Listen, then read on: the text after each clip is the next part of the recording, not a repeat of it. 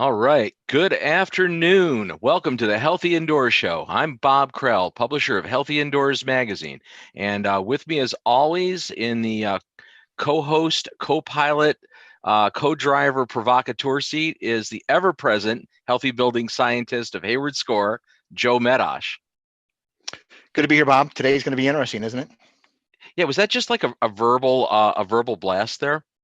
I You know, think it's, it was I'm, I'm, something. I I'm, think it was a I think it's crackle. a precursor to how this show is going to go. So, everyone, we decided to do an interesting segment that may become a recurring segment, or we may bury it in the archives and never see it again, depending on how things go today.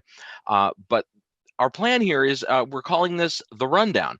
And basically, Joe and I are going to free flow talking about a variety of discussions on some of the current news topics related to the indoor environmental world. That's pretty much the summation, right?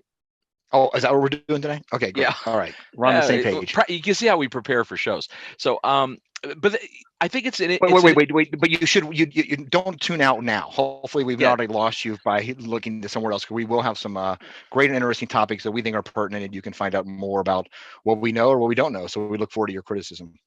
Yeah, and plus the likelihood is we'll actually say something witty and entertaining. At the very least, we'll probably say something that's we'll regret later. But with that said, we have several topics, and by several I mean there's about 8 here. We'll never cover 8 in 60 minutes. But there, a lot of things have been going on since we reintroduced the Healthy Indoor Show as a live stream back in March. Um, we've covered a lot on the COVID-19 topic because obviously that's first and foremost. Last show before our break for the holiday last week, we got into the issues of sustainability and racial justice, which was the cover story from our June issue of Healthy Indoors magazine. And obviously, we always try to address timely topics.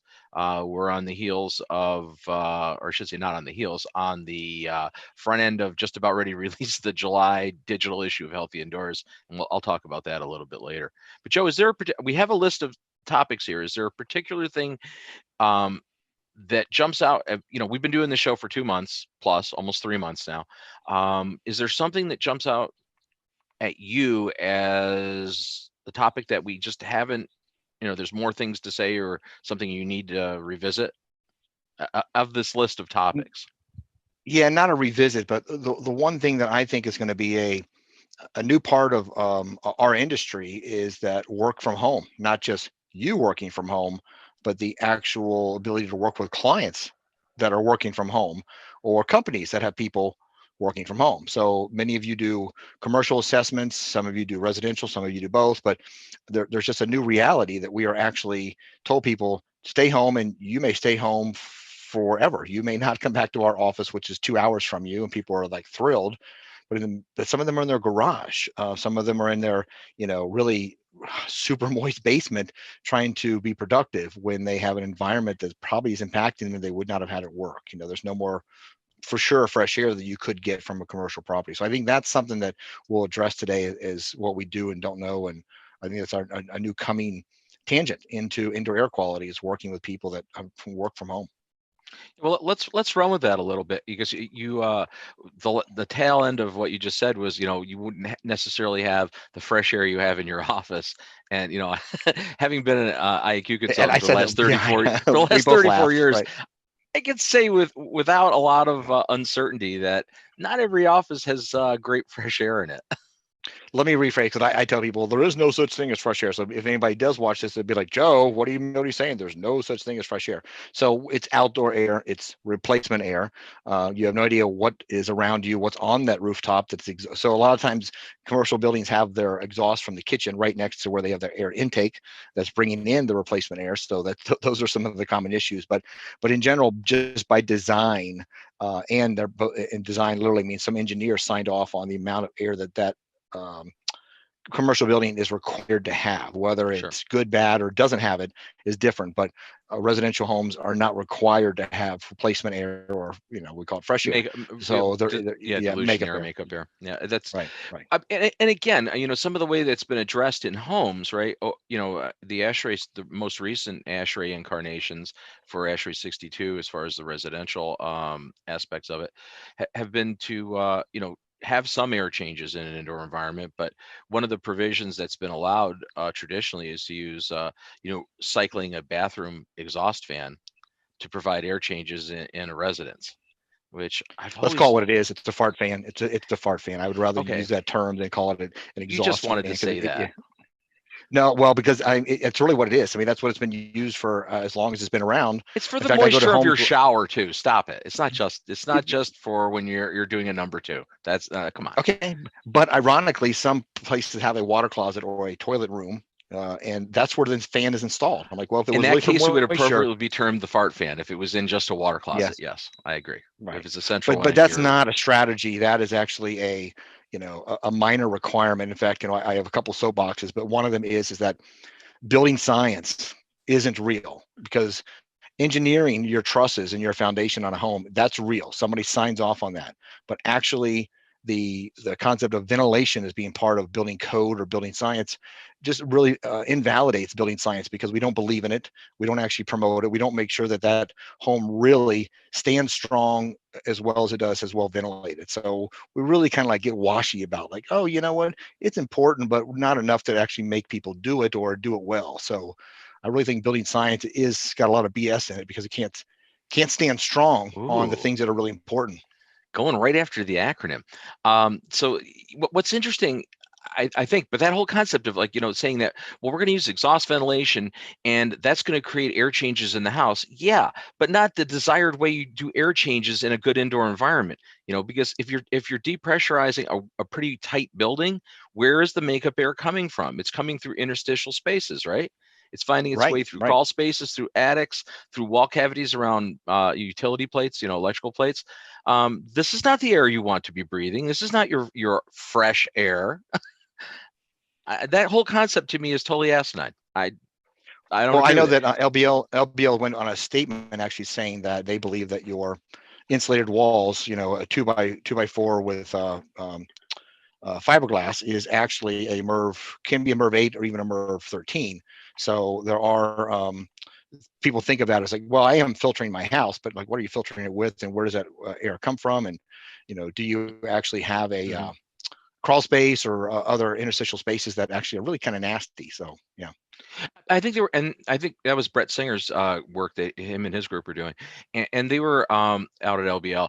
They, but they were looking at it in terms mostly, I think, in reaction to the wildfires in California, and how that was like it was definitely a positive effect of pulling air through the wall cavity in those cases because you did get kind of a low end fiberglass filtration effect. Yeah, or that's yeah. Our buddy Larry Zarker, the CEO of BPI there, taking a whiff of air through interstitial space.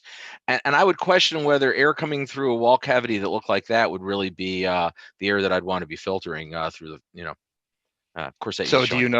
do you know what is in the wall Well, I of see. your I house? think they're That's yeah. well, exactly. I mean, you're laboring under the pretense that you do know what's in the wall when you make that assumption that the walls are filtration. And you know what? I won't disagree that there is a filtering effect of your fiberglass insulation in a wall cavity when the air moves through it because there obviously is some Well, impingement and that's what filtration they there. make filters out of. Yeah, they Well, make that's why filters it out of that. turns So black. yeah, right. You go into an That's old right. wall and down by the baseboards, the insulation's all dark colored. If it was yellow or pink insulation, it's usually black around those edges. So yeah. So Okay. I want to take credit. I made that prop. That prop is, oh man, over You 10 made years that? old now. I made that. That's my prop that I made, and I gave it to Larry to take around to all the conferences, and then they stopped. In fact, it actually had real termites in it. So when they and I gave him a nice The hell case. is wrong with you? You gave him a thing with Man, a well, box with termites and he's woofing on real it? real termites. That's right. And when but that's not real insulation. I always use cotton to make it look like insulation. So, That's cotton? but anyway, so that's Oh, cotton. That's right. that was rock wool. So Okay. when it was just dirty white insulation, but that's what it's supposed to be. But when they opened it up and took it out, all these little bugs would go flying all over the counter. So yeah, there you go. So you may see this in other. Many people have actually asked me to make them, and I'm like, I don't have the time, but please feel free to make one of those and use it Do, as your do you own have the prop. termites?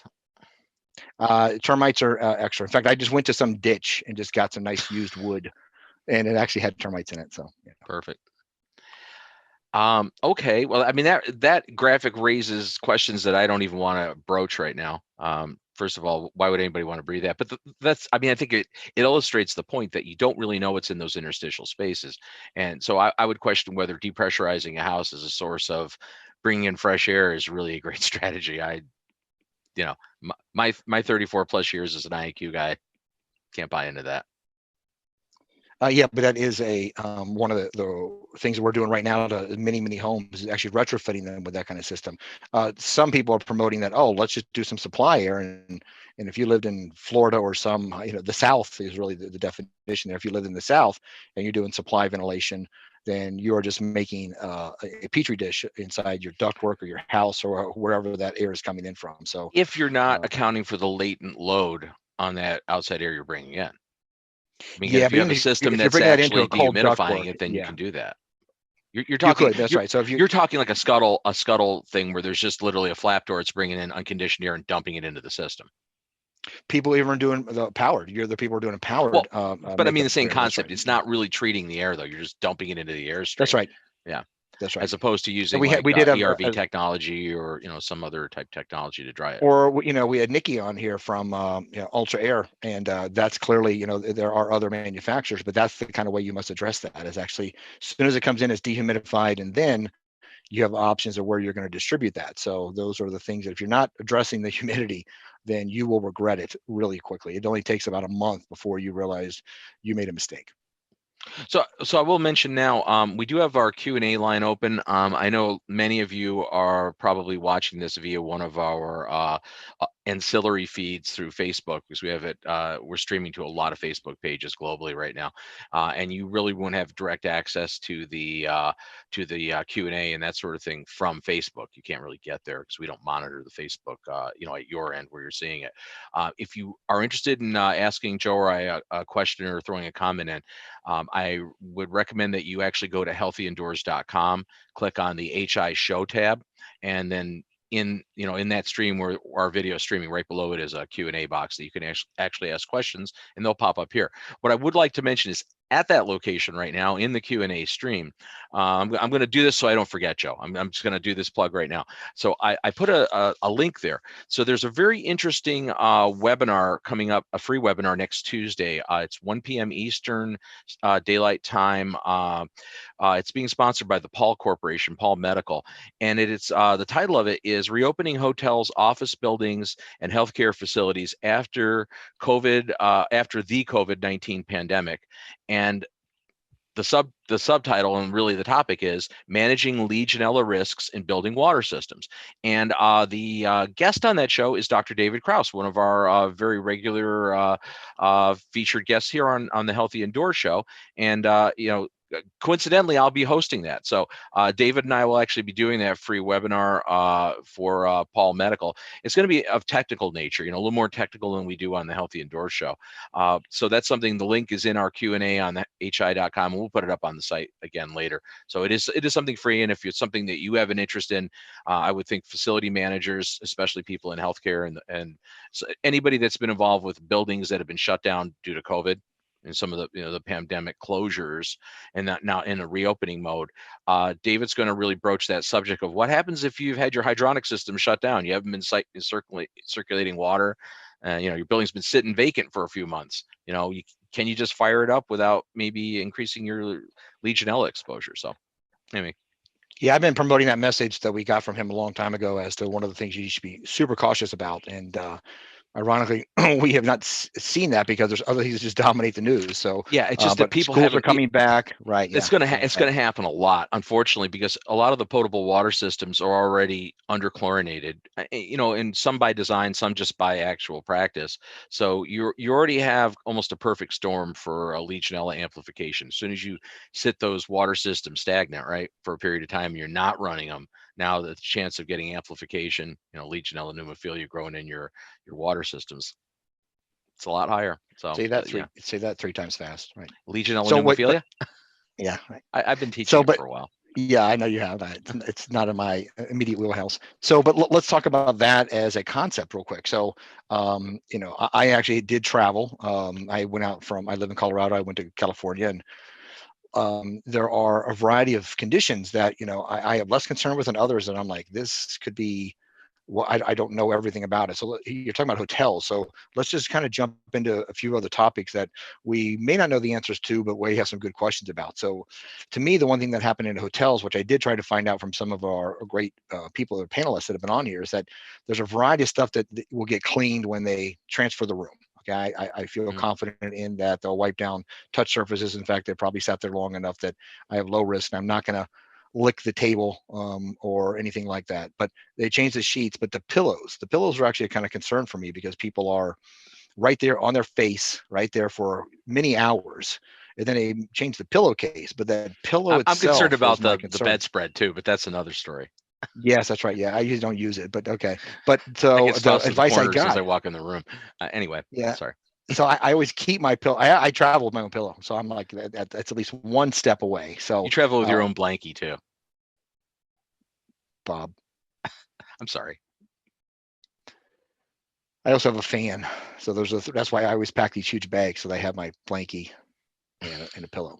So, but what I've learned is that the hotel should be either taking them out of commission or at least putting them in the dryer. The dryer could actually make them a safer exposure. But most hotels clearly can't do that or don't do that. Mm. So that is a significant challenge. So I don't think hotels are like, have a lot of like people coming in. So I would definitely be asking them because sometimes they'll be like, well, you know what, we're only going to like use these 5 rooms because we don't want to go all over the hotel and do this kind of cleaning afterwards. So I would be asking questions about when was this room last used, is one Well, of my and yeah, and precursors. also really how they do the cleaning procedures. I can't remember which show it was on. I think it might have been 60 Minutes years back, where they showed housekeeping staff in some high-end hotels where they don't use the disposable cups; they have the glasses. I labored under the pretense that somebody from catering would pick up the glasses. They'd bring new clean glasses up to the room, and I didn't realize that it was generally the housekeeper in their latex gloves, the same gloves they have the toilet bowl handle with, actually in those gloves washing the glasses and sitting in there putting little cardboard caps over them with those same gloves on. I I also take my own glass. I I do do. not ever use glasses at a hotel. But and that Yeah. was so do you so here's a good follow up to that. So do you think that now with COVID-19 that maybe hotels are more thorough with this? Oh, I think they're over thorough with some hotels are over thorough with it. So that means instead of having a risk of COVID, you've got a risk of bleach exposure, or your lungs are going to get like exposed to things they normally wouldn't have because they are now doing super, like, well, if the formula says 10-1, that means one part this chemical and 10 water. They're like, if that's good, then 50% is better. Not realizing what is in those chemicals or what the exposure is. So I do think that is actually a greater risk. Or some of them are fogging the heck out of these rooms and leaving a surface of chemicals throughout that. So I don't think people really understand it. In fact, they don't understand the concept of cleaning versus disinfectant. And I've done a lot of, I have a recording on my LinkedIn page you can download that really focuses on what those are. And most people keep using disinfectant as a cleaner. They spray it on and they wipe it off. They never read the back. Even some of the common stuff we use that are, brand names like Lysol or who's the other one Oh, you're gonna get Procter and Gamble after us Clorox. before you're done, but okay. Yeah, no, but on the back it says this must stay wet for sometimes 2 to 3 to 5 minutes. So Or some even spraying it 10 on, minutes. Some of the it's not products even 10 actually minutes. have 10-minute. Yeah, right. Yeah, but most of them over the Usually counter two are two to only, three, yeah. yeah, That's 2 because to they're 3. more But people don't toxic. know that. I mean, let's Right. get real here too. The reason that some of these products are able to have a much faster kill rate, versus some of the other ones, is that a lot of the products that we're sold as consumers that we can buy in our local supermarket are chemicals that you couldn't use in a commercial environment in like an office building because the toxicity levels of some of these chemicals are pretty bad. They do have some exceptions, but some of them are only a kill rate of like 99.99, which to us seems like a lot, but for a commercial industrial hygienist, they're like, that ain't doing it. So Well, in healthcare, anyway, we're the looking point for is that, 6 log, yeah. Anyway, but okay. yeah, that's right, or 5 log, yeah, right. So, but the reality is that hotels are in a predicament. So we at Hayward Score actually are working with a couple of resorts that are not the traditional room next to room to try to see if we can't advise them on things they should be doing to do that. So and it's not easy. Nor does that mean your staff doesn't say like this cleaner you got for me doesn't work. So they just bring something from home because their job goes quicker when they use something that just gets rid of that stain immediately or scrubs that stuff off. So just because the hotel says they're using something, unless you go see that cart that the person is cleaning, you don't know what you're getting. Well, see, and that's also true with, I've seen that in schools because I've done, over my 30 plus Mm. years as a consultant, done a lot of school consulting. And yeah, teachers bringing in products from home and having it, especially in elementary schools where they have the classrooms with the sinks and, that sort of environment. And under that sink, they'll have all these cleaning products that aren't necessarily sanctioned by the school district. And they're not even considering the chemical interactivities between A and B, putting them together. It's like kind of important. One of the things with hotel rooms, I don't know about you, when I check into a hotel, I typically do not allow housekeeping back in the room, even if I'm there for 4 or 5 days. I'll stop and grab, meet them in the hall, grab some towels, but I don't want any more chemicals sprayed in my room while I'm there. Yeah, right. I'm with you. Right. I'm relatively neat. I don't need to have my room, fumigated every day. Well, I don't make my bed, every morning. So why do I need to have that done when I'm? Why would I do it in a hotel? Yeah. But it's just a matter of actually reducing the cost of your impact when you travel. So, all right, I got one. So since we'll stick with hotels and then we'll move to schools. When I take my soap with me whenever I'm done, I usually their shampoo is I try to use minimal, but clearly I don't need much. But my soap, I'm really concerned. The only thing they do is throw that away. There is recycling programs that nobody uses.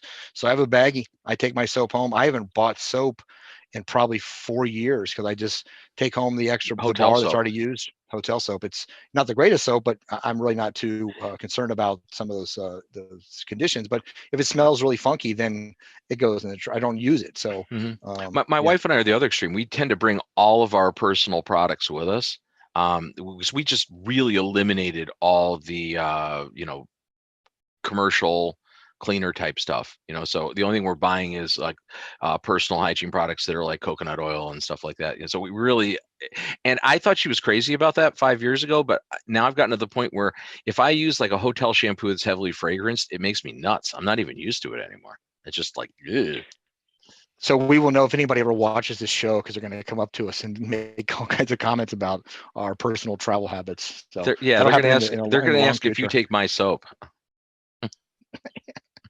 So you mentioned schools. I really want to jump on schools as a concept because we, as on this show and on a variety of stuff, we've not even addressed this and just how complex is that. It's not just sending a bunch of people back to a commercial environment where they actually are already probably 3 or 4 feet away from each other. Kids are not. Kids can actually just reach out and smack each other where they sit, which means anything they're breathing is going around. And the key thing I got from it was that maybe the kids aren't getting that sick. We don't know because we haven't exposed them to this kind of environment, but you need teachers who are adults and can get sick from things being transferred throughout that. So support staff too, custodians, all the other support staff that's there. Yeah. Right. So I came up with this and I did not have a chance to preference, but I'm sure you can wing it. So, okay, if you are the guy in charge of a school system, what would you implement, Bob? And if you want a second, then I'll try to force that because I didn't prepare for myself, but I knew I was going to ask it. Is like, there are things that are, and here's what's sad is that the CDC has some very minimum requirements. Okay. And the president, which apparently you don't even have to follow now. But he's actually reducing them. He's trying to get. I know. That's what I'm saying. Even their bare minimum is now considered. Well, it's not necessary because we want to open schools back up. Yeah. So, and I'm a parent. My kids are no longer in grade school, but I totally get that. My wife is a teacher and she understands.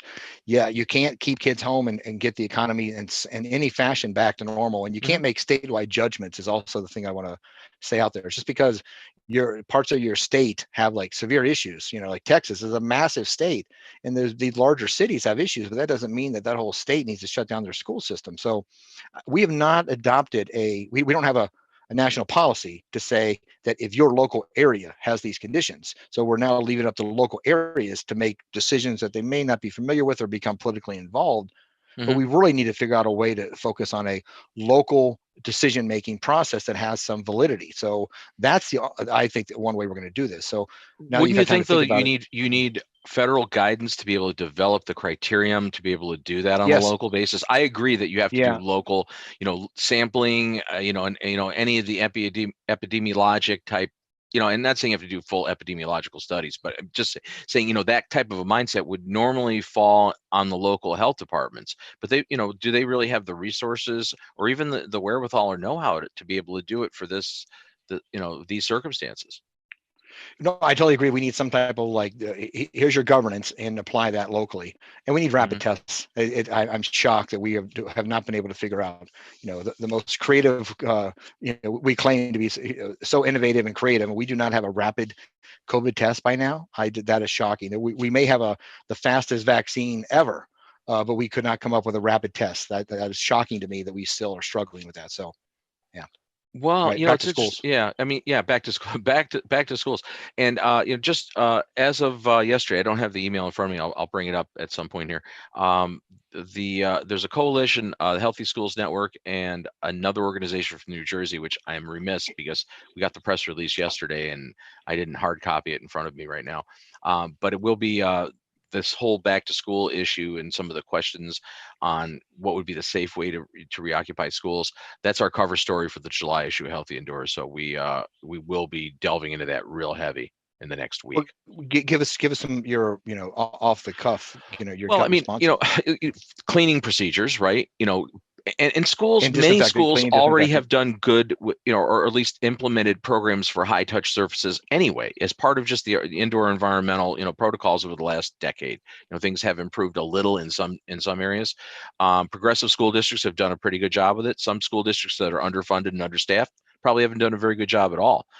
Again, we're back to that same issue, I believe, with schools of certain communities are very underserved. Just like, going back to our conversation 2 weeks ago. So it's not even uniform with schools. When you talk about schools, there's schools and there's schools.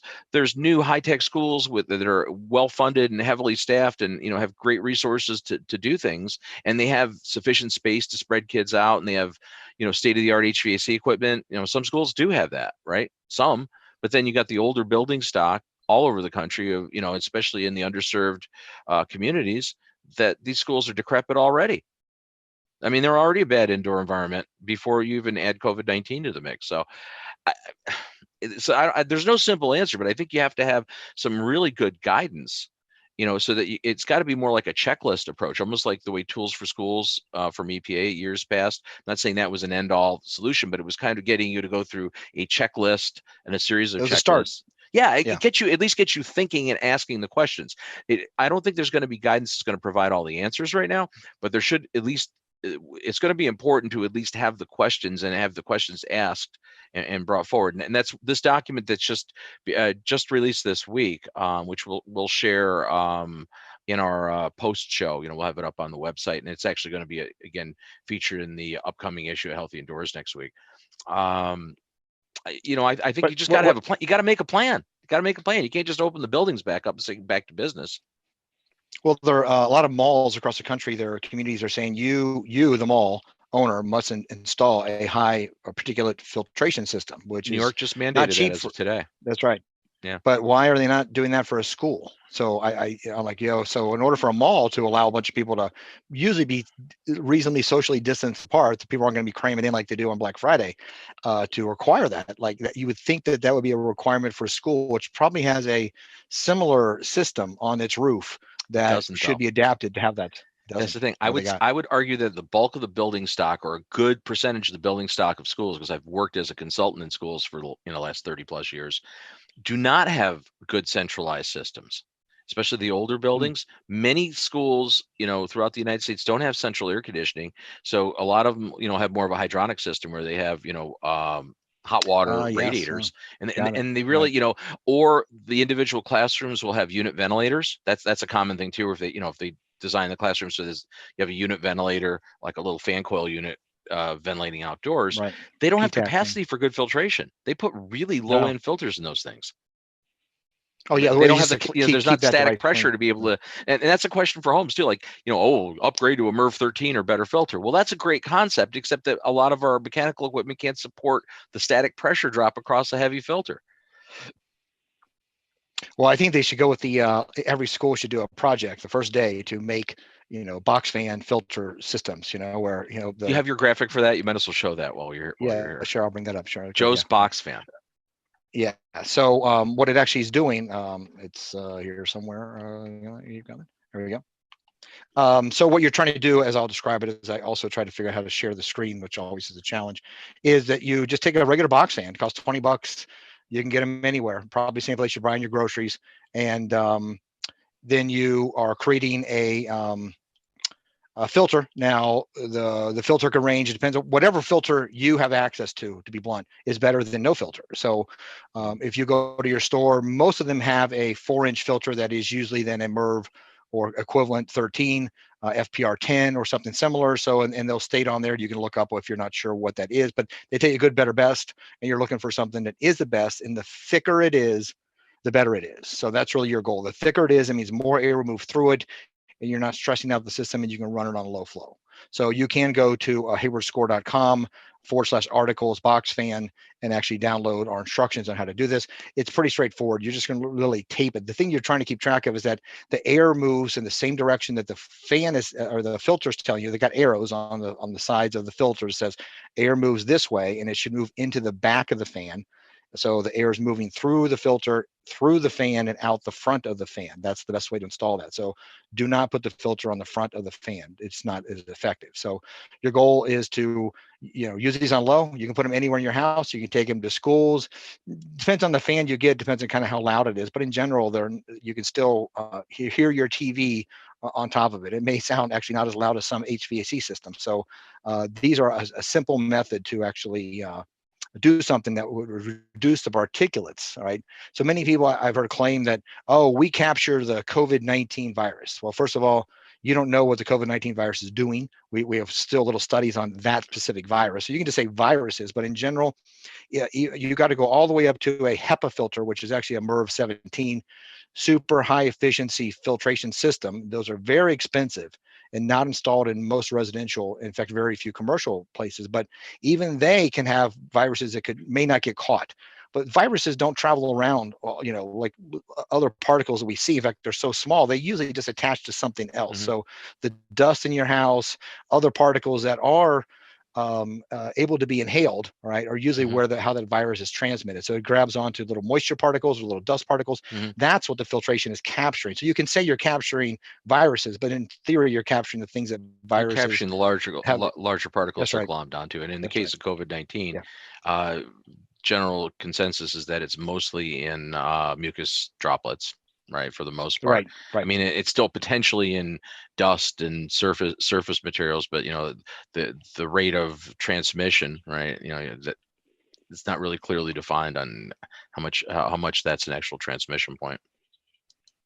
But the one thing that is that came out of this was our immense studies of what comes out of our mouth. I'm just blown away by, because there weren't that many studies a year ago at this time talking about, like, you know, how much sputum or other things are transmitted just from talking or Some more than breathing others. or yelling.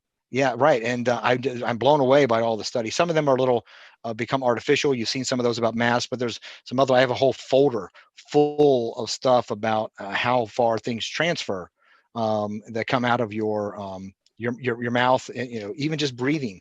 So Six again, feet's back to really schools. actually yeah, right. Like, do you agree with the 6 foot? Because No, it's no, not. It's not sufficient, no. really.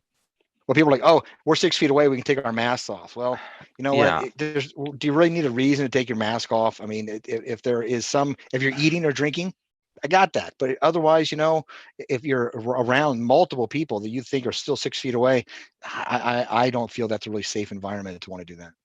I've never liked close talkers anyway, so the only positive benefit I see of this COVID-19 pandemic is that now I have a reason to stay the hell away from people, and keep them out of my face. But Tell them to honestly, back off. Right. yeah, I'm really not comfortable spending any extended time in an indoor environment with other people right now. I mean, I'll be honest with you, and it's not paranoia. It's not being crazy. It's like I'm just a realist because I do understand the dynamics of how those droplets fly and everything. And you know, and even if you have MERV 13 or better filtration in the mechanical systems, you're, with that, you know, you're laboring under the pretense that the air in your breathing zone has been filtered before it came out of somebody else's mouth and got to your mouth.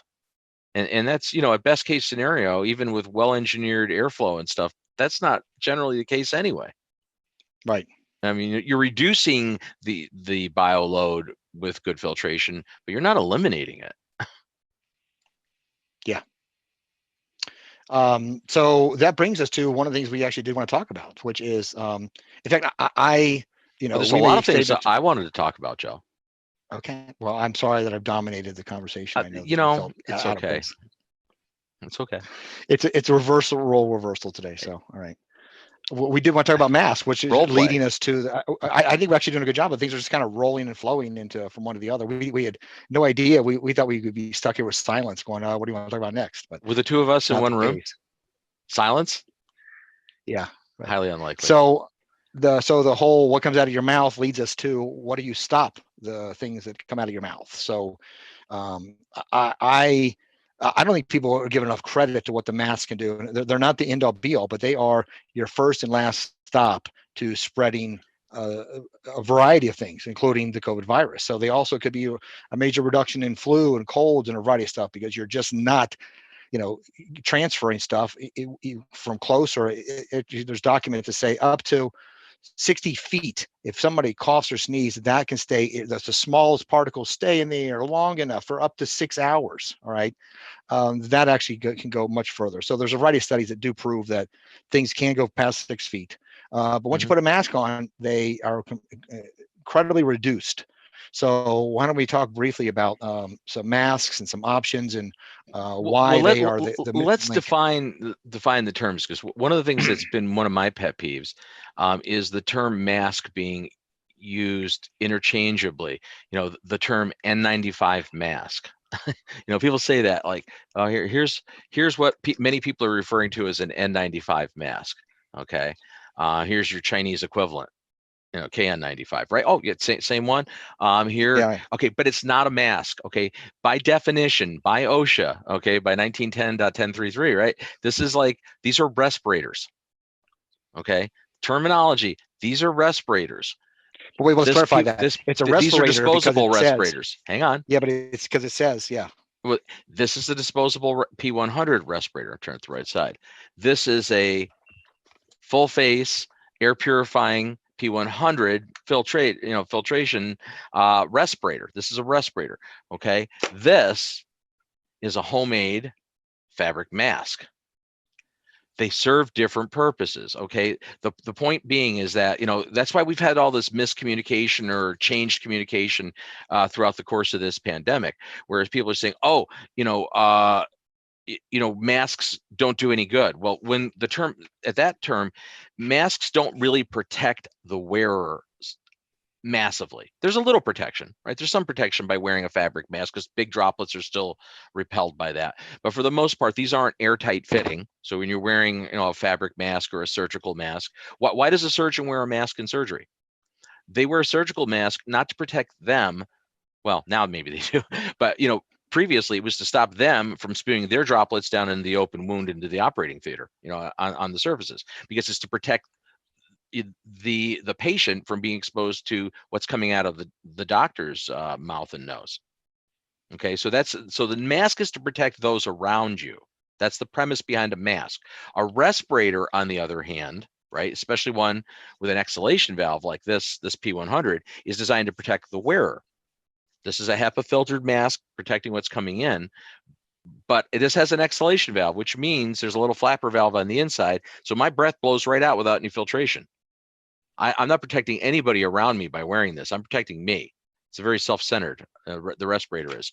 Now, the thing in between those, right, because that's how the conversation's gotten. I know I'm belaboring this, but I think it's really important that people understand it. And what's gotten a little bit confusing is that some of these respirators, the non-ventilated respirators, these are, again, 95s. This is an N95. This is a Chinese KN95. These don't have exhalation valves. So these both protect the wearer and they also offer protection, really good protection for those around you, because you're filtering, in theory, you're filtering in both directions with these. So I just want to clarify one of your points, and that is that when it says N or P or R on the device itself, okay, if it says anything, it means it's NIOSH has rated it, the company confirms that it meets a criteria, and then it is a respirator. If it doesn't say, N or P or R anything, then it is a face covering. That's another term that's out there. So you can call it a mask. That's right. So most places are saying you must have a face covering.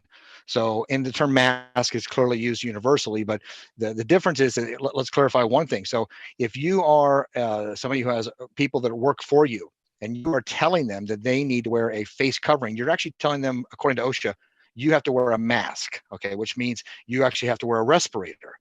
Two things have to happen is that they have to do a. Are you though? Ooh. You are. According to OSHA, if you tell somebody they have to wear a mask, then you are telling them. Well, no, if you're telling them they have to wear respiratory protection, I'm telling you, this is dicey. If it's not a device that requires fit testing, which these do, right? Because these are respirators. But what about a surgical mask? Do you have to have? No, you don't have to have fit testing to wear one.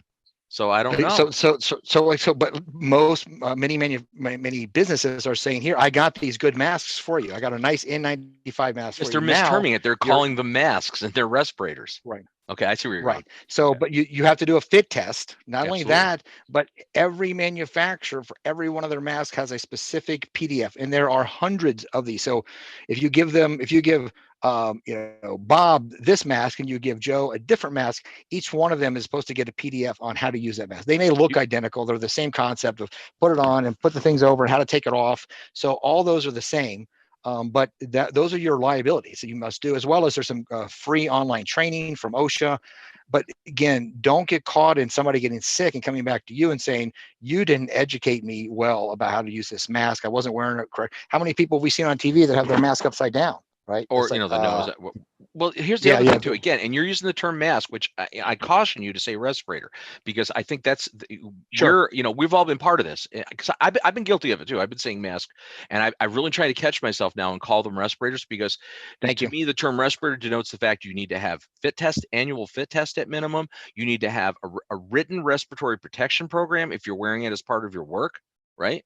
And you're supposed to have either a pulmonary function check or at least some sort of a medical screening clearance by a medical professional to say that you're medically capable with your pulmonary and cardiovascular system to actually wear one of these respirators without it putting, undue strain that could cause medical issues for you. To clarify, I thought that was only if you had the respirator with the additional. So that required the N95 respirator requires the same rules. Okay. All right. These are supposed to be fit tested. Yes, fit tested is different from actually a respiratory test with a physician. Well, you have to. No, you don't have to have a physician doesn't. A seal check. It's a seal check. Sorry. No. Hang on. There's a 6-page form that has to be filled out and signed by a medical professional. It could be a nurse practitioner or a nurse. Or there's people that are other skilled. That you have to. At bare minimum, you have to fill that out as part of your respiratory protection program, right? It's an OSHA form that you fill out, and it's a questionnaire. Basically, it asks a bunch of questions about your medical history, and then a medical person needs to screen that and decide, yes, you're okay to wear it, or you're going to need to actually have either a pulmonary function check or a medical some form of a physical to be cleared to do it. So, but at minimum, those forms have to be done every year for any workers in your company that you're assigning and having them wear respirators as part of their program. That's the rule. I don't know if they're going to enforce it under this COVID thing, but those are the rules, and they have been for a long time, since '99. Yeah, so here's actually a link that you can go to. I'll post the link in the video chat. So, but actually, there's been a lot of documentation that OSHA kind of said, well, this is a major expense for these companies. We're really not going to do any oversight or actually get involved with their actual compliance, because that's an undue burden on them financially. So that doesn't mean that you, the owner of the company, aren't liable. So Right, just because they decided the not to regulation's oversight, still doesn't mean, there. yeah, It's still right, there. right. It's under that 1910 OSHA regulation. And the thing is you still have, like, a lot of the industries. I'm not going to pick on building performance. Well, I am a little, because again, a buddy of mine has a company up the street, a chimney sweep company, and all his workers, he's given all his workers N95s. They have not gone through a respiratory program. He goes, well, we don't have to do that. And I go, yeah, you do. Because Yeah, you as the yeah. employer are giving these to your workers. You have to have a written program to be putting these out on people. They need to be trained. Okay, so so I will promote something. So I have no take on it, but the only reason I like feel better when I fly, and these are a This is the only reason you feel better when you fly? well, 'cause I feel so there's a positive supply air that I can use for my basic respirator or any kind of mask. You could use your any basic ones that are even homemade masks or even kind of surgical masks. But I don't have a lot of faith in those. But what it's actually doing is putting supply air inside my mask so that I do my best I can to not let things into my mask. So if you want more, you can reach out to us. But there's a variety of things that are becoming more innovative about that. I'm expecting fashion to embrace the mask. I'm expecting more people, more things to have, you've seen the people on TV that have their masks in their scarves and they can pull them up. I'm thinking that those are going to become really a design where you have like minimum protection on one side and you flip the whole thing around and have a really good N95 type of thing that gives you a better protection. I think masks are going to become something that is a marketing tool. I'm surprised it hasn't So happened you want to look already. like the Lone Ranger? Well, you should put on there, like, I'm Tonto. That's what it should say. I'm Tonto. Yeah. We need And to I know what shift. Tonto means. I It's know what time to Tonto means, but it's time to change topics now, Joe. I understand that what we're the moving on to implications the there. next point. Okay. God, I don't know if I even want the next point. We did, we talked in terms of what's the definition of a healthy home, right? And indoor air quality, and the term IAQ, that acronym that all of us in the industry are so familiar with. But if you asked a bunch of people on the street corner, and you did did a question and asked people what IAQ means, the answers would be hysterical because most people don't understand what that acronym means. So People in the industry don't know. Yeah. well, how do you define it? I mean, well, indoor air quality is like, I would just say it's a measure. Well, I don't know. Now that you put it that way, I don't know if I could define it very well. Well, I mean, you just rearrange the words. It's the quality of the air inside the environment. So that's Mhm. an easy way to do that. It doesn't mean it's good or bad. It's the quality of that air, and where it's coming from or what kind of contaminants are in it. There's a variety of those conditions. So let's bypass on how you test that. That's a whole Right, nother right, right. show by itself. But many people, I claim myself to be a healthy building scientist. Okay, and the reason Mhm. I say that is because I'm super concerned about what's the ventilation and filtration of that area, as well as what are the materials that were used to build that or are still inside that make up that environment. So if you're sensitive to the materials and ventilation and filtration, then I think you should take the claim as you are also a healthy building scientist. You understand the conditions that go into the environment. So the one thing that I've been preaching for a long time is that indoor air quality is only a fraction of a healthy home. We associate them as kind of equal, but the reality is there's so many other things that go into a healthy home environment. Something as simple as trip fall hazards could be just as impactful in terms of like the medical industry as asthma and other things. That's trip fall hazards are a $30 billion industry impact. Anybody who has a trip fall, especially if they're elderly, that usually is around $18,000 plus other recovery that goes into that. So many of these are preventable. So you think about healthy homes. Healthy homes means that the entire environment is healthy to the occupant. It's promoting health as much as possible, and it's not diminishing. And Mhm. one concept is what I describe as can you say your home is healthy? No. Maybe you can personally, but as a builder or somebody, but you can say it's healthier if you can Healthier. describe Well, the thing healthier because you can describe what you did to make it healthier than another one. Or once we started doing, ERVs or bringing in air from outside that's filtered and replacing that air, you can explain why that's healthier. If you decide to use no carpet or a variety of low VOC materials in the house, you can claim that's healthier than one that has those kind of things. So if you think about how to market or how to talk about healthier homes, then think about it. All homes are healthy is what you're trying to make sure you understand, that your home is not, it can't be not really the best environment for you, but you don't want to go around telling people that their homes are unhealthy or one is bad, because that just doesn't, that's a psychological thing that you don't really want to get into. But I can make your home healthier is the concept. And that doesn't just mean filtering and providing a makeup air. It's a whole philosophy of how people use that house. What are you cooking with? How's your stove exhaust? Does it actually go outside? Does it work? All those things are part of a healthy home environment. Okay, and I would concur with the fact that, you know, healthier is a better way to phrase it. And I guess I'm always very cognizant of how I try to be, you know, how I verbalize those things, you know, using terms like healthier rather than healthy, and that maybe that's the gun shyness for having done, you know, a bit of expert witness testimony in the industry as you know, professional consultant.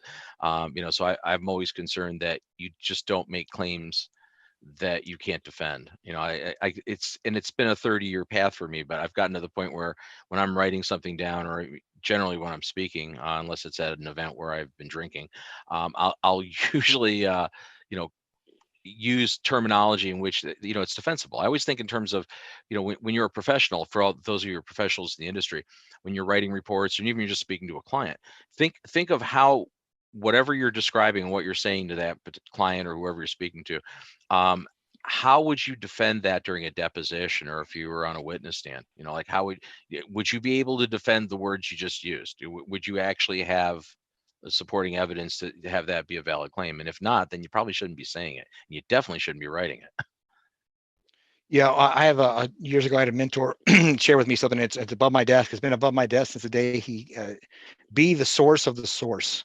That do not be the one who's claiming. You may want to think that you become smarter because you claim certain conditions, but you always want to be the source of the source. And then Kennedy's our concept is that evidence-based best practice, evidence-based conclusions. That where are you drawing those from, and disclose that. So the last thing you want to do is be the person that's holding that claim, because then they're going to eat you alive as to why did you make that up? Do you have the authority? I'm sure you can imagine all the things that people would ask you. So if my mom would understand it and understand where it came from, then I feel pretty safe about what I described to somebody. But it doesn't, you can't go above somebody's basic knowledge level or assume they know Right. what you do. So you got to describe it in a way they can understand it. And always try to cite cognizant authorities as your sources, you know, when you can. You Yeah, know, it's like, right, you know, because Bob or Joe said so, it's not really as powerful as right. because ASHRAE or ACGIH said so.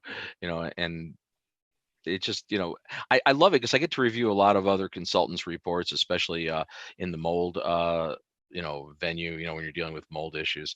And I see some reports that are just, people make claims that just, oh Right. Lord, you know, like I don't know, you know, take 3 spore traps in a house and you're going to make definitive claims about what's happening in that house. Oh, come on. Get me on the other side as the expert witness. Well, you're shredded.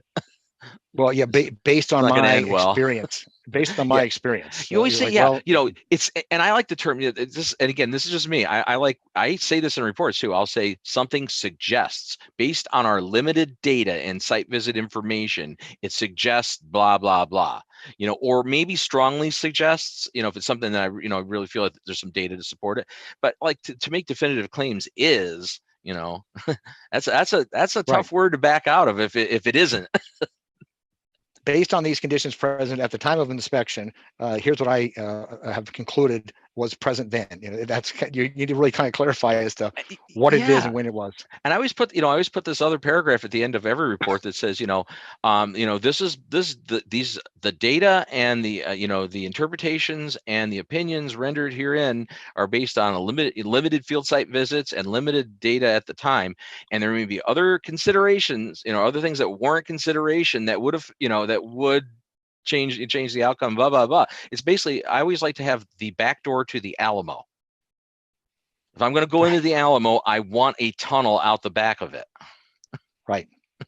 So the one advice that I got, which I share every time I talk to people that assess homes, is, pardon me, it's important you tell them what you evaluated or inspected and where you went. Those are just kind of like basic. I evaluated blah blah, but it's important to tell them what you didn't see and where you didn't go. So just because you said you went in the attic, they assume that you went to every square inch of that attic and you were able to see everything, including under the insulation or all these things, people that read your report just or make assumptions that you can see behind walls. So you need to clarify that I went into the attic, I went 12 feet down the middle of the attic and was limited by, physical objects and other Yeah. conditions and insulation. So there's things that I could not actually see and weren't exposed at the time. But that is something most people do not do. They don't talk about what it is they couldn't see, what were their limitations. Right. And So that's what they're gets them in trouble. Is implying you say, people make assumptions when they read a report that it's much more exhaustive than it may have been. that's right. I went to the attic. That really, and so why didn't you see this? It was over in the far left corner at the eaves. Why didn't you catch that? Yeah. Like that's like saying I went to the mall. Okay. No, it's actually nothing like that. Hey, we're 5 minutes out. One thing I want to plug is next week's show, because we have a really cool show coming up that you're not even aware of yet. So we have author Emily Anthus, and I probably mispronounced your name, and I'll have that correct before you show up next week. But she's the author of the recently released book titled The Great Indoors: The Surprising Science of How Buildings Shape Our Behavior, Health, and Happiness. Okay, so we're actually she'll be joining us next week. So that I'm very excited about that. We will not be talking as much as we will this week, so that's for sure. We'll be listening next week a lot. I'm hoping. We have a tendency to speak quite a bit, don't we? I'm finding, normally I don't have time to actually sit back and even monitor myself in the monitor. This is weird this week, not having guests, just having you there, Joe. So I'm not really conscious of what you're doing. I'm just whatever. But I'm noticing that I tend to look down a lot, and it looks like I'm half asleep because my angle on my camera is making my eyes look very sleepy. And I'm unlike Joe, who is actually very sleepy right now. We weren't going to talk about personal conditions on the show, Bob. So, okay. Well, you already just talking about sleep deprivation. I'm not, I'm not you already brought the blankie, okay? We already brought up the blankie. I know. I guess. Okay, got it. Okay. So wait, it's that time of the show where I get to do my one role here. Okay, I get to do a couple of images at the end, and usually everyone says, "Okay, it's time to pause." So I'm going to ask you to make 2 predictions now, because we're like in the middle of the year. So I want to go on record as to here's some things that we're going to say we think is going to happen, all right, between now and December 1st, okay? You can have a couple if you want, but I am looking for information, what you think is going to be in terms of our SARS-CoV-2 that's happening, things that are happening economically, things that may happen with the election, whatever they are. We're just going to say, you know what, here's our opinion about what we think is going to happen in the next 5 months. So what are some of the things that you feel like? It doesn't mean that I hope they come true. It just means that, unfortunately, these are some of the paths that we're on right now. Okay, well, you did blindside me with that one, buddy. So I did. for what it's worth. Well, see, because I'm also trying to couch what I'm going to say now too, because obviously I'm an individual with strong I'll go first. conviction. I asked that. If you want, I'll go first. If you want to, I'll let you go first. It'll give me a chance to marinate a little bit on it, because I just want to make sure that I don't go. I want to try to stay somewhat apolitical, which for me is a challenge. That I do that for 60 minutes a week. So yeah. Well, it's impossible to be apolitical and talk about some of the things we've already talked about, because people think that that we're. Well, you brought up the election, and that just worries the hell out of me, because I'm not sure what I would say. I'm afraid to say anything. Yeah, well, I mean, I'm not saying you can be maybe obvious who you think I'm supporting, but that doesn't matter. I think just what's going on the surveys and other things I'm reading back is what I'm basing my opinion on. I mean, if it was what it was 4 years ago, I'd be like, it's a shot in the dark. We have no idea. We learned a major lesson 4 years ago. Is what we thought would happen didn't happen. So, but we have different indicators now. So I do think Joe Biden will win. I'm concerned about, to be honest, I will go on record, I'm concerned about Joe Biden's health. Those are things that I'm kind of concerned about, is that this has been a strange year, and strange things could happen at any time. Anybody could have a significant issue, even our current president. But those are the things I'm kind of concerned about, is will everybody stay healthy before November 1st is number one. I do think that there will be a challenging time after the election as to how people want to move to this potentially new change of leadership. So I'm hopefully that there will be some compromise that happens on everybody's part to realize what we need to do to get our economy and this pandemic back in order. I do unfortunately feel that the pandemic is going to explode until we all just realize that this is actually our duty to figure out how to do this. And we are just embarrassing ourselves and just won't admit it, that unless we figure out a way to, every time you do something, that when you leave your house, that you're trying to make sure this actually gets squashed, our economy can't recover. I think we think about it more about the larger implications that are happening. Once we do that, we will do that. But I still think we will approach 200,000 deaths before our election. I do agree with those kind of statements that are out there right now. So those are my predictions that we'll look back on this as to be like, what the hell happened to us at this time? It'll be a shock when our kids are our age and read about what the hell, why did other countries squash this and we couldn't figure it out? All right, Well, Bob, you're up. yeah, okay. Well, so I'm going to elaborate on that a little bit. So, I don't want to make an election prediction because I made one 4 years ago and it was off. But eh, eh, laboring under the pretense that we may have a change at the helm, we're going to. My fear, this is a big fear, is that you're going to have a lame duck session, right? There could be a change in the Senate, there could be a change of power, and you're going to have this 2.5 month window that is going to be very a massive grab for what's left of power and trying to initiate things. And I think unfortunately it's going to coincide with the second wave of this pandemic. It'll be concurrent, I mean, potentially, right? November, I mean, could be Mhm. when this thing ramps up to like, record levels. If it's anything reminiscent of the Spanish flu of 1918, right?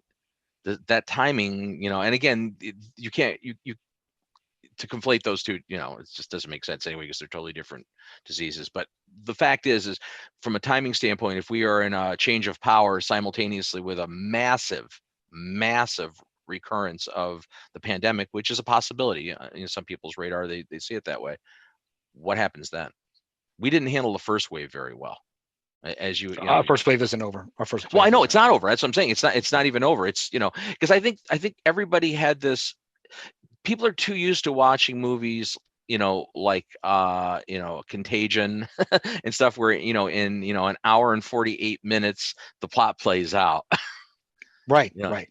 We have the peak, it's horrible, and the heroine or whoever, they come in, they rescue, and and now and everything's good. It's like, but this is like not a peak and a valley, it's really a series, right? It's more like a electrocardiogram that you're looking at, electroencephalogram. So I'm very concerned. I'm not going to lie, dude. I'm concerned about what we're potentially facing in the next few months. And I think in any event, what's really important is I think we've not done a great job, and that's an understatement, of handling this on a federal level, and having good leadership, as far as just direction. And again, I'm not naming individuals. I'm just saying in general. I don't think we led ahead of the problem. I think we let the problem drag us, and react to it, and we were very reactionary. So I would like to hope that we at the very least, if there is a second wave of this, and potentially if it's a worse thing, that we have learned something from this first phase, and maybe we will do better in the second phase. I'm not confident that'll Well, happen. the only I think that when we first went, it was kind of a shock value. We didn't know what to do. Now we know at least how to do it, or people can. There are some industries where you can still work. You just have to Yeah. have Oh, extreme absolutely. Yeah. precautions.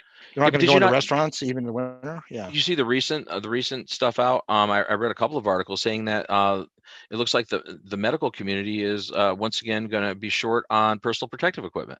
We're Right. already bearing down less than 30-day supply of respirators, N95s, things like that. It's like, how in the hell 5 months into this are we still having this problem? And I mean, that's I, a rhetorical question. I mean, honestly, it I, doesn't make any sense to me that we are one of the most powerful nations in the world. We have resources beyond belief, and we can't get freaking respirators made and available for health professionals that need them. right. Oh, come on. Well, there was a study that showed that that the United States and UK were probably the number one countries ready for some type of pandemic. We had a pandemic plan and all that kind of stuff, and only to find out that we actually performed the worst once it actually hit it.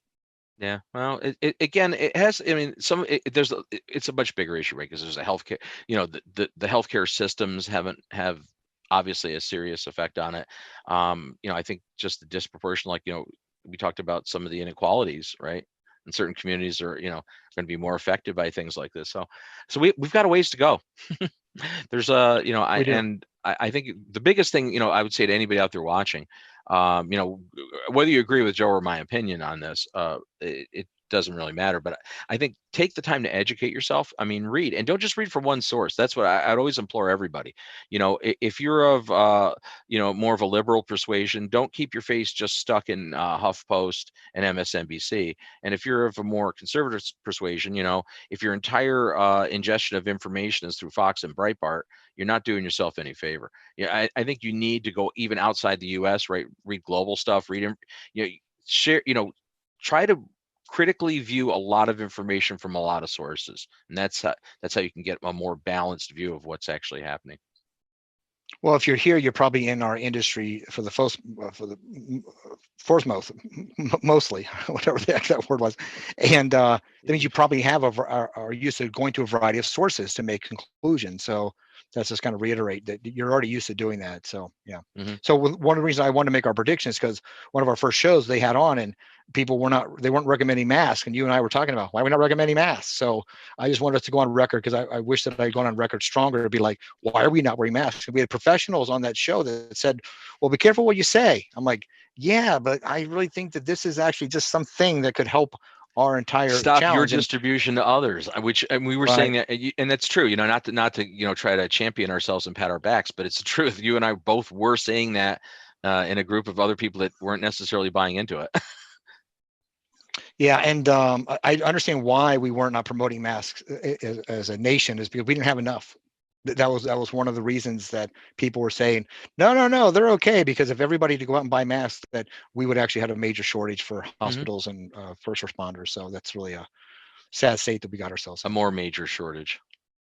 Well, it is another prediction. We will become more self-sustainable as a country. We will now not be dependent upon some other country to provide things that we think must be necessary at home. Just like people are preppers. I hope so. U.S. is going to head. We're going to become our own prepper. I do predict that so. People are going to be like, it'll be a little more expensive, but you know what? When people need them, people, you know, they're going to be like, oh, thank God there's a place in Nebraska that makes that. I'm happy it's here. Yeah. All right. Okay. That was great. I can't believe we killed an hour without even an effort. We could have kept going too. We're already we're on a rampage. We should have just had beers here too. That would have been better. So plug for Hayward Score again.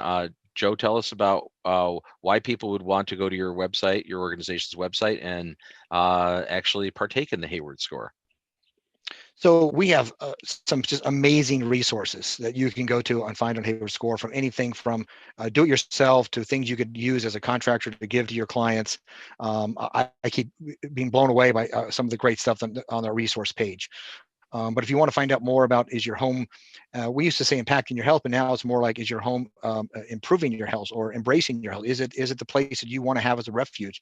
You can go to Hayward Score. You can use it as a tool as a contractor. So simply haywardscore.com will get you there, and that's where all the resources are. And actually the interactive survey is on that same site. So I appreciate all of Bob's resources. In fact, I'll try to plug Bob as he talks about his what Healthy Indoors is doing.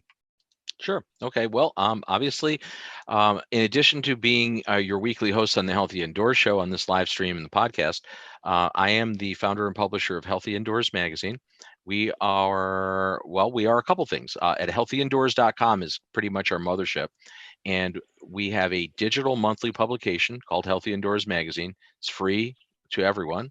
You can get a free subscription to that, filled with good information. You just go to healthyindoors.com click on the magazine site, and you can read any of the back issues. We have issues dating all the way back to 2013. We started it 7 years ago. Amazing resource. It really is an amazing resource. Yeah. Thank you. Well, it's been a labor of love. I'll give it that. We've covered a lot of topics with a lot more topics to cover. Also, the HI show tab will get you to this show, all the back issues, all the back episodes, I should say, as well as access to the podcast. And we have a separate tab for the podcast, but you can get to it in either. So if you choose not to look at Joe's and my lovely faces, you can listen to us audio only. That's an option. So I highly recommend you do that. If you haven't subscribed to Healthy Indoors magazine, you should, because it's free. And why not? We also are going to be launching a new quarterly worldwide edition More on that in about a week or two. We'll have a grand debut, but just so you know, it's coming. It's with articles from all over the planet. Again, it'll be a quarterly digital, more of a living document, a little bit different format than our flagship Healthy Indoors magazine. But again, stories of interest, I think, to many of you watching this show. So with that, again, reminder again of next week with the show with Emily Anthis and her book, The Great Indoors. We'll be talking about that. I'm really looking forward to that conversation. And also this Tuesday, again, another plug for Dr. David Kraus will be giving that webinar on behalf of the Paul Corporation, Paul Medical, talking about managing Legionella risks and building water systems, especially restarting buildings after COVID. So that's something, we'll have that up on our website, and there'll also be on it'll be a post on healthyindoors.com. You can register for free for that next Tuesday, 1 p.m. Eastern Daylight Time. So I guess with that, Joe, as always, it's always a pleasure having you here. Stay safe, everybody. Yeah, definitely try to. What I would recommend is, keep your eyes on this stuff. Don't let your guard down. This, I hate to say it, but this COVID pandemic is far from over, and this is not a time to be non-vigilant. I'm not trying to be a fearmonger or anything. I'm just being a realist. Okay, keep vigilant. We're going to get through this, but keep yourself and your family safe. So for that, and with that, I should say, for the Healthy Indoors Show and Healthy Indoors Magazine, I'm Bob Krell. We'll see you next week.